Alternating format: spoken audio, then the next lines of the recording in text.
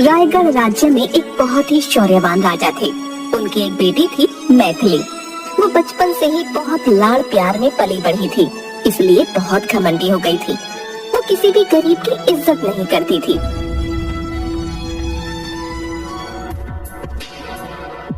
मैथिली, कहाँ हो आप? हमें मंदिर जाना है। क्या फिर से मंदिर? गुड़िया, आज तुम्हारा जन्मदिन है, तो मैंने सोचा है कि मैं तुम्हारे हाथों से गरीबों को कुछ कंबल दान करवाऊं। पिताजी, आप ही ना कंबल ही दान करने थे तो आप ही कर देते।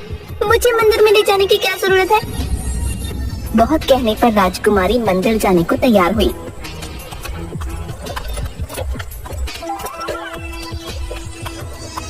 पर मंदिर में राजकुमारी सबको कंबल फेंक कर देती है। बेटा, थोड़ा इज्जत से कंबल दो। तभी गरीब राजकुमारी को आशीर्वाद देने के लिए उसके सिर पर हाथ रखता है। ये क्या कर रहे हो तुम? दूर रहो मुझसे। फिर एक किसान वहाँ पर फलों की टोकरी लेकर खड़ा हो जाता है। महाराज, मैंने सुना है कि आज राजकुमारी जी का जन्मदिन है, तो मैं उनके लिए कुछ मीठे फल लेकर आया हूँ। राजकुमारी, देखो, तुम्हें बेर बहुत पसंद है ना? ये लो। क्या? ये भिखारी मेरे लिए फल लेकर आए हैं और आपको लगता है कि मैं इस भिखारी के हाथों से ले लूंगी? फिर फलों की टोकरी को लात मारकर वो सारे फल नीचे गिरा देती है। इन्हें कह दो ले जाएं अपने फल। राजकुमारी, ये क्या बदतमीजी है? माफी मांगो इनसे, ये बड़े हैं तुमसे। नहीं पिताजी, मैं नहीं मांगूंगी माफी वाफी। और वहाँ से चली जाती है।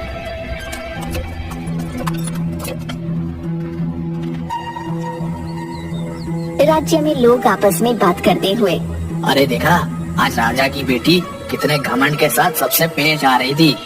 भाई, अपनी औलाद को हमारे राजा राह पर नहीं ला पाए। कहाँ हमारे राजा का बर्ताव और कहाँ राजकुमारी का घमंडी स्वभाव। सही कहा भाई, पता नहीं राजा कभी उसे सुधार पाएंगे या नहीं। किसी के साथ बात तक करने नहीं आती राजकुमारी को। शाम को राजकुमारी के जन्मदिन की दावत में सब लोग भोजन कर रहे होते हैं। पिताजी, ये आपने क्या बनवाया है? आपको पता है ना, मुझे पालक की सब्जी बिल्कुल पसंद नहीं है। और ये दही बड़े में दही इतना खट्टा। और थाली पर से उठकर चली जाती है। राजा बहुत अपमानित महसूस करता है। शाम को जब राजा अकेला बगीचे में बैठा होता है, तब उसके कंधे पर कोई हाथ रखता है। मौसी, आप? हाँ बेटा, आज मैंने सोचा कि आज राजकुमारी के जन्मदिन पर उससे मिलकर उसे आशीर्वाद दे दूंगी, पर यहाँ आकर देखा तो। मौसी, मुझे लगता है मेरी ही परवरिश में कोई कमी रह गई है, पर अब मैं क्या करूँ कि वो सबकी इज्जत करना सीख जाए। मेरे पास एक तरकीब है। देख, मैं राजकुमारी के लिए कंगन लेकर आई हूँ।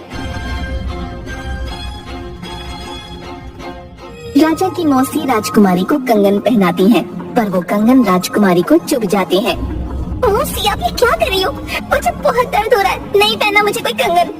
कुछ दिन बाद राजा का पूरा राज्य दूसरा राजा हड़प लेता है। राजा राजकुमारी को लेकर एक छोटे से गांव में जाकर रहने लगता है। बेटा, अब हमें यही रहना पड़ेगा। क्या यही? पर पिताजी, मैं इस झोपड़पट्टी में कैसे रहूंगी? आपको पता है ना, इन गरीबों को देखकर मेरा दम घुटता है और आप मुझे इन्हीं के बीच में रहने के लिए कह रही हैं। हाँ बेटा, पर तुम्हें तो पता ही है ना कि अब मेरा पूरा राज्य मुझसे छीन चुका है, तो हमें कुछ दिनों के लिए यहाँ रहना होगा। फिर राजा और राजकुमारी दोनों उसी झोपड़पट्टी में रहने लगते हैं। एक दिन राजा को काम के सिलसिले से कहीं बाहर जाना पड़ा।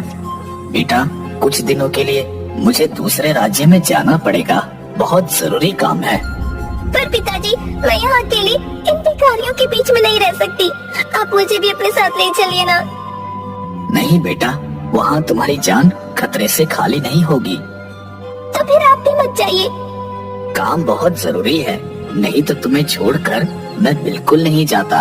अच्छा सुनो, यहाँ पर तुम्हें ही खाना बनाना होगा, और हाँ, सारा काम भी तुम्हें ही करना पड़ेगा।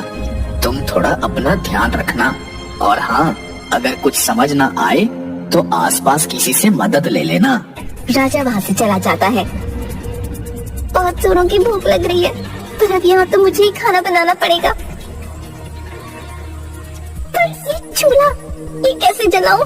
कैसे जलता है ये? वो चूल्हा जलाने की बहुत कोशिश करती है पर फिर भी नहीं जलता। उसे ऐसे देख एक बूढ़ी औरत उसके पास आती है।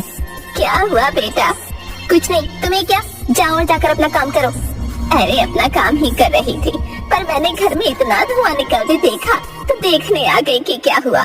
यहाँ आकर देखा तो तुम चूल्हा जलाने की कोशिश कर रही थी। ला मैं तुम्हारी मदद कर दूं। मैंने कहा ना तुम्हें, मुझे तुम्हारी जरूरत नहीं है, मैं खुद चूल्हा जला लूंगी। अच्छा ठीक है, तो तुम ऐसी ही कोशिश करती रहना। अच्छा सुनो, जला दो चूल्हा। फिर बुढ़िया चूल्हा जला देती है और खाना बनाने में भी राजकुमारी की मदद करती है। तभी उसकी पोती गंगा उसे बुलाने आती है।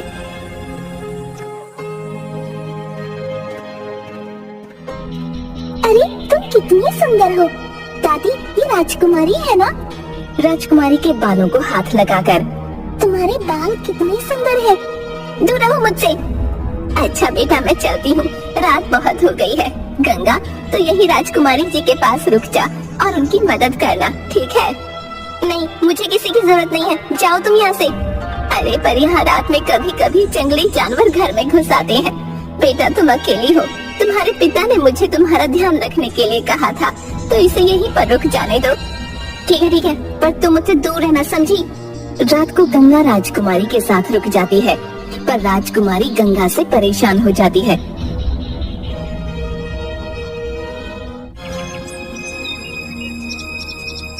अच्छा सुनो, मुझे दूध पीना है, यहाँ पर दूध कहाँ मिलेगा? वो तो ठीक है, पर आप पहले मुझे ये बताओ कि आप गाय का दूध पियेंगी कि भैंस का?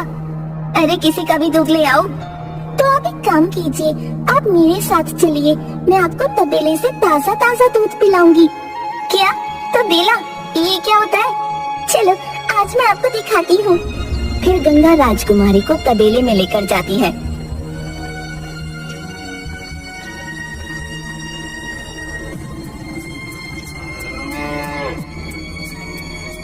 अरे ये तो मुझे कौन सी जगह पर ले आई हो? यहाँ कितनी बदबू आ रही है।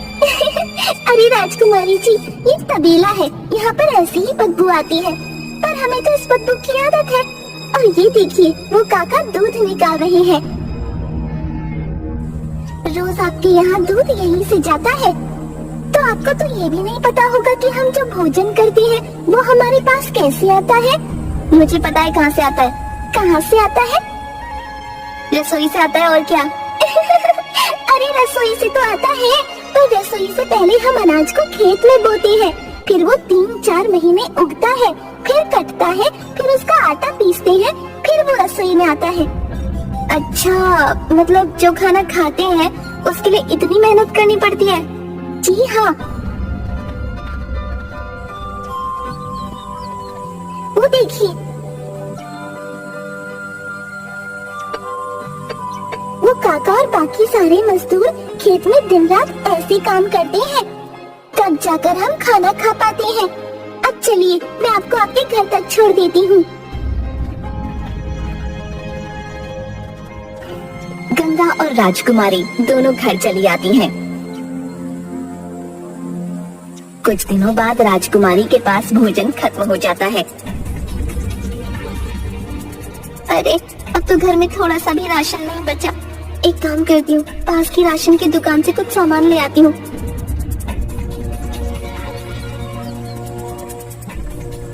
काका कुछ चावल, थोड़ा आटा और दाल दे दीजिए। ठीक है बिटिया। सामान लेकर राजकुमारी जाने लगती है। अरे बेटी पैसे? पैसे? पर वो तो मेरे पास नहीं है। क्या पैसे नहीं है? पर तुम मुझसे बिना पैसे में सामान नहीं ले जा सकती। पर काका मैं बहुत भूखी हूँ और घर पर कुछ भी खाने को नहीं है। मैं भी ले जाऊँ, फिर आपको बाद में पैसे चुका दूंगी। नहीं, मैं बिना पैसे में तो अपनी माँ तक को सामान ना दूं, तो तुम किस खेत की मूली हो? काका इस सामान के बदले आप जो बोलेंगे मैं वो करने को तैयार हूँ, पर अभी मुझे सामान ले जाने दीजिए, मैं बहुत भूखी हूँ। अच्छा तो एक काम करो, मेरे खेत में कुछ काम है, तुम वो खत्म करके दे दो, मैं तुम्हें ये सारा सामान ले जाने दूंगा। ठीक है काका। फिर राजकुमारी दुकानदार के खेत में उसका बताया हुआ सारा काम करती है। तब उसे एहसास होता है कि वो जिस खाने का अपमान करती थी वो कितनी मुश्किल से उगाया जाता है। कुछ समय पहले मुझे खाने की कदर नहीं थी और आज खाने के लिए मुझे कितनी मेहनत करनी पड़ रही है। फिर वो काम करके अपना सामान घर ले जाती है। राजकुमारी को बहुत तेज बुखार आ जाता है। राजकुमारी जी, राजकुमारी जी, अरे आप तो बहुत कांप रही हैं। फिर गंगा राजकुमारी के हाथों को अपने हाथ में लेकर मसलने लगती है तो देखती है कि उसके हाथों में छाले पड़ गए हैं। अरे आपके हाथों में तो छाले हो गए, मैं अभी दादी को बुलाकर लाती हूँ।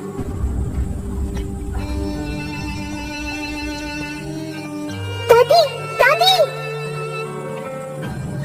राजकुमारी जी को बहुत तेज बुखार हो गया है, उनके हाथ पैरों में भी छाले पड़ गए हैं। आप चलो उनके हाथ पैरों पर आपका बनाया मरहम लगा दो। फिर बूढ़ी औरत राजकुमारी के हाथ पैरों में मरहम लगाती है और गांव के कुछ लोग वैद्य को बुलाकर लाते हैं। वो राजकुमारी की सेवा करते हैं। राजकुमारी सुबह उठती है तो देखती है कि उसके लिए सभी गांव वाले बहुत परेशान हो रहे हैं और गंगा को उसके पैर दबाता देख राजकुमारी बोलती है, अरे गंगा, तुम ये क्या कर रही हो? हटो यहाँ से। मुझे पता है राजकुमारी जी, आपको मैं बिल्कुल पसंद नहीं हूँ, पर आपको कल रात से बहुत तेज बुखार था, बस इसीलिए हम सब यहाँ पर। ये सब सुनकर राजकुमारी का सारा घमंड चूर चूर हो जाता है। तभी राजा वहाँ आ जाता है। अरे बेटा, मैंने सुना था कि तुम्हें बहुत तेज बुखार हो गया है, अब तुम ठीक हो ना? हाँ पिताजी, अब मैं ठीक हूँ। फिर राजकुमारी राजा को सारी बातें बताती है। मुझे माफ कर दो मेरी बच्ची, मेरी वजह से तुझे ये सब काम करना पड़ा। अरे नहीं पिताजी, आप ये बताइए आपका काम हो गया? तभी एक सिपाही वहाँ आ जाता है। महाराज चलिए, रथ तैयार है। कहाँ चलना है पिताजी? हमारे महल में बेटी। पर महल तो। नहीं बेटी, वो सब नाटक था तुम्हारे घमंड को तोड़ने के लिए। क्या नाटक था? पर मैं कुछ समझी नहीं। हाँ बेटी, नाटक। हमारा महल सुरक्षित है और मैं तुम्हें यहाँ इसलिए लाया था ताकि तुम गरीबों की इज्जत करना सीख जाओ और तुम्हें पता लगे कि जिस भोजन के लिए तुम अपमान करती थी उसे उगाने के लिए कितनी मेहनत करनी पड़ती है। और अब मुझे लगता है कि तुम्हें ये सब समझ आ गया है। गंगा इधर आओ, मुझे मेरे बर्ताव के लिए माफ करना और मैं हाथ जोड़कर सभी राज्यवासियों से क्षमा मांगती हूँ। पिताजी, आज के बाद मैं सबके साथ मिलकर अपनी प्रजा की सेवा में रहूंगी। वाह बेटी वाह, आखिरकार मौसी का ये प्रयास रंग लाया।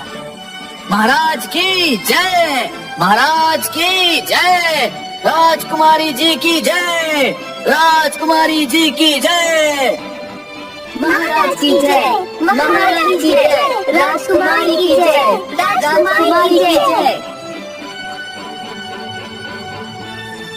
फिर राजा और राजकुमारी दोनों महल चले जाते हैं।